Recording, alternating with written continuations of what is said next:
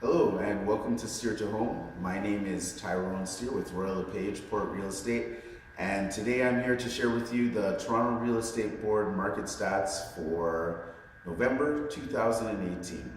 So as usual, I'm going to start off just giving you some information on the year-over-year sales data for a particular housing type, and this month I've chosen to work on condo apartments.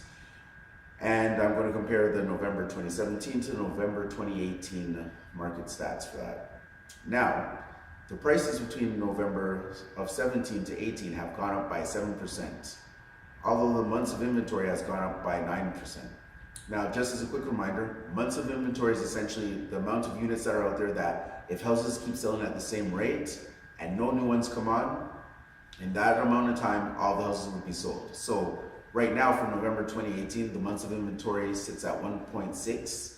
So in 1.6 months, if sales were continuing at the same pace and no new ones came on, all of the condo apartments would be sold. Also, active listings and new listings and sales as well have all gone down in the same year-over-year period. But this, of course, has balanced out to still lead to a price increase in that particular housing type. So if you have a condo apartment and want to sell it, I mean, it's been pretty good ever since the downturn and it continues to be good for you.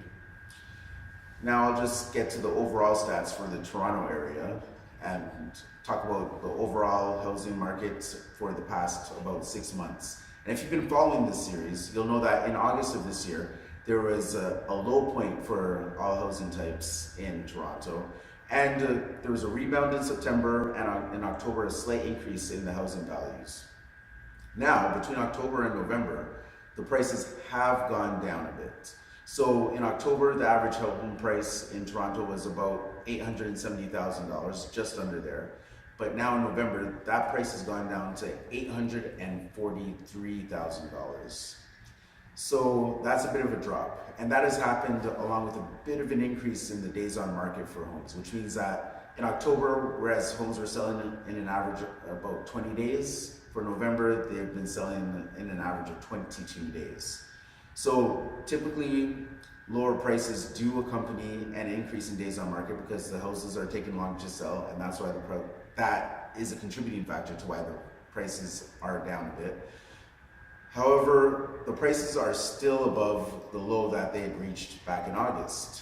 So I would say that if you're a home seller, it might be a good idea to wait until the spring to sell, because now is the slow time. After the fall market, you do reach a slow time, which also contributes to lower prices. If you wait till spring, you may fetch a better price for your home. And if you're a buyer, now up until February might be a good time to look into getting your home. So if you have any questions or like any more information, feel free to reach out to me, Tyrone Steer, at 416-732-0113, or you can email me at tnsteer, that's Tyrone Nathaniel Steer, at royallepage with 2Ls.ca. Take care, and I hope you have a fantastic 2019. See you next year.